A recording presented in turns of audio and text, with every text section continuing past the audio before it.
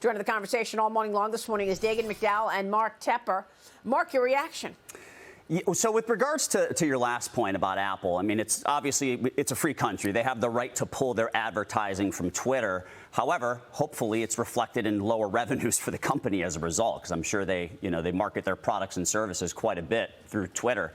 But when we kind of look at everything that's happening right now, I feel like as a country, we're just trending in the wrong direction, a very, very dangerous direction, a direction that looks a lot like an authoritarian, it's a hard word for me every time, regime.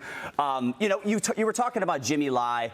We remember Jack Ma disappearing in China a few years ago for, I think, like 2 months after he kind of spoke up against the CCP. And I'm not saying we're there yet, but it's very dangerous when the party in power seeks out to silence its opposition. It's a very, very dangerous situation. I'm afraid that that's kind of where we're headed, and it doesn't make people feel good that our country is starting to trend in the wrong direction.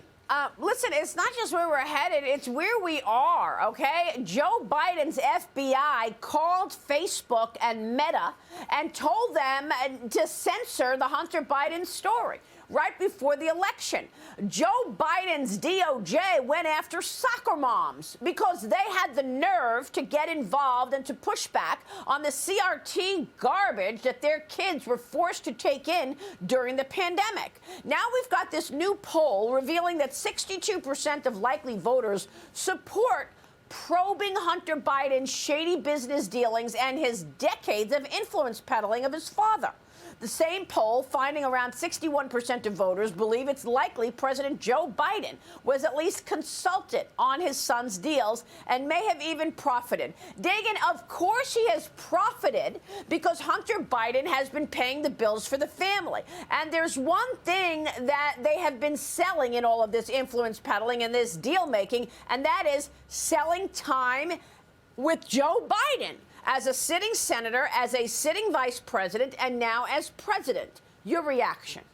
May I make a comment about the White House talking about Twitter and Twitter, what Twitter is doing, that they're keeping an eye on Twitter?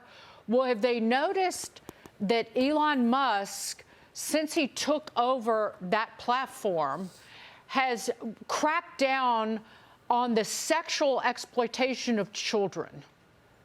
That has been one of his biggest goals on Twitter, that he has eliminated 3 of the biggest hashtags used by child abusers selling child sexual abuse material on Twitter. And none of that happened until he took over. So let's hear from Karine Jean-Pierre about that. About that there will be fewer children exploited, abused, even tortured, because Elon Musk has seen this as important. And by the way, and one more thing about Elon, that Washington Post article, Musk is inclined toward greater freedom of speech, greater freedom of expression, greater transparency. And the fact that liberal journalists are most triggered by him and what he is doing tells you everything that you need to know. Their job isn't journalism. They see their jobs as being mouthpieces of the left, of advancing the narrative, opinion, and worldview of the left-wing universe.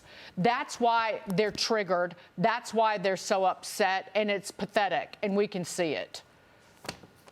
It's absolutely pathetic. You're right. We are going to keep watching it. It's and by the way, you also have to look at corporate America, the way they're pulling advertising. I mean, what is wrong with what Elon Musk is doing in terms of transparency and free speech? So Apple, according to Musk, Apple is pulling advertising. They're in a battle, but Apple at the same time. So they're not in favor of more speech on Twitter.